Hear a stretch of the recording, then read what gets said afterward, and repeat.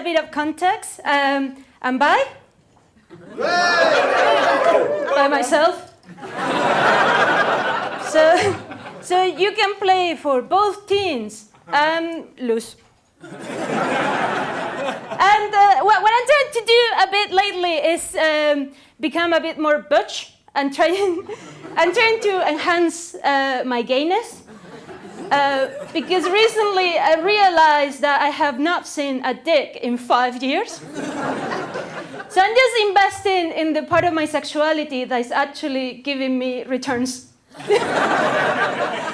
It was a bit awkward lately because I was talking to my mom and she was saying, well, your brother just had a baby. So when are you going to have a baby?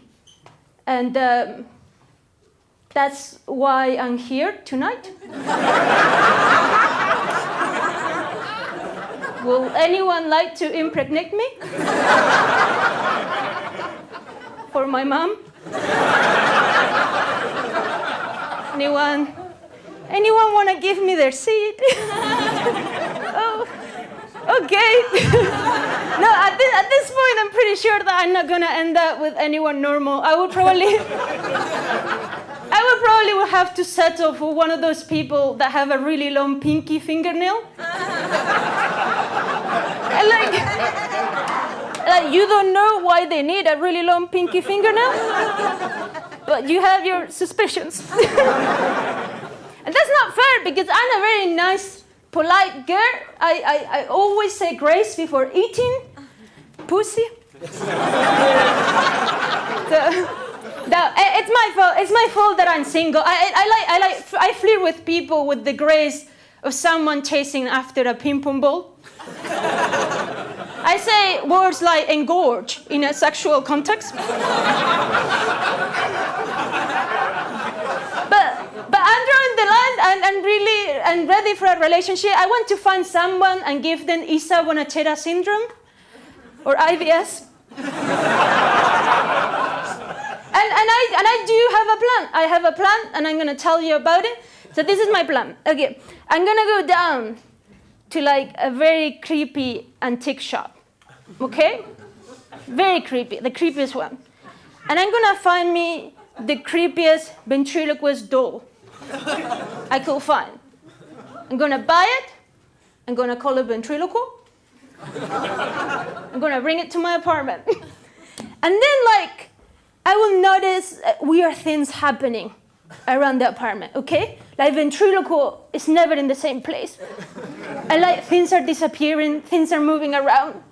So eventually I will realize what I was hoping, that ventriloquo is possessed by a demon from hell, okay? And this demon is inside ventriloquo, inside my apartment. We're basically living together. So one could say that we're actually dating now.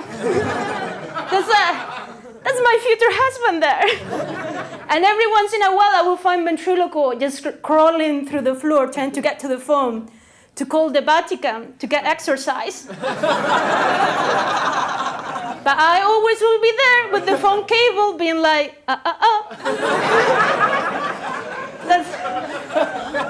That's what I'm gonna do.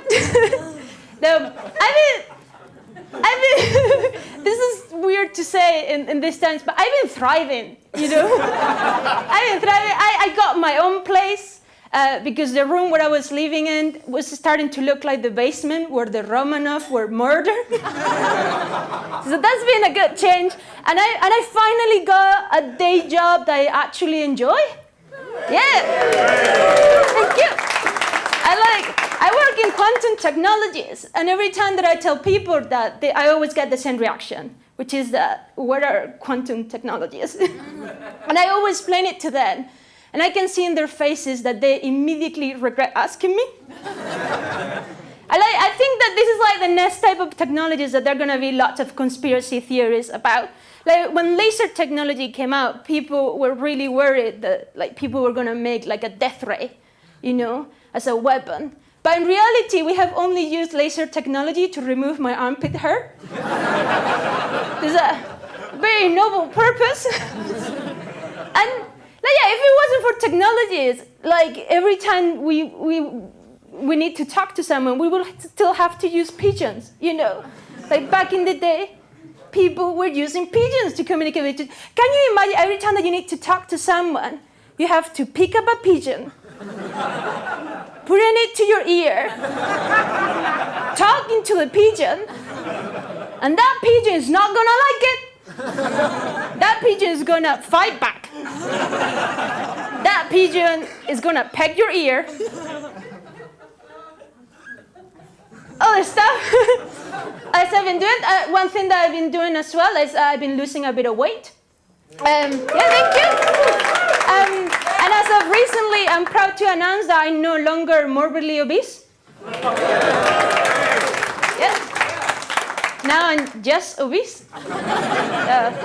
I cannot wait to be overweight.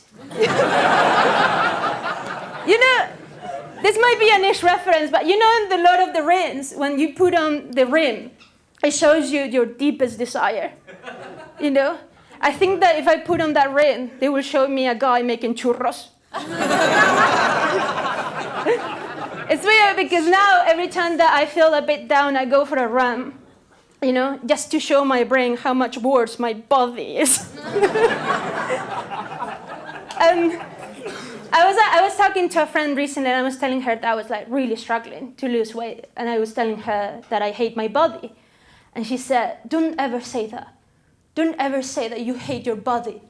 You beautiful, beautiful flower. Don't ever say that." And it's so easy for her to say, because she has the body equivalent of a Ferrari. But I have the body equivalent of a Ford Fiesta. It looks bad outside, but inside is always a good time. Thank you so much. I was Lisa.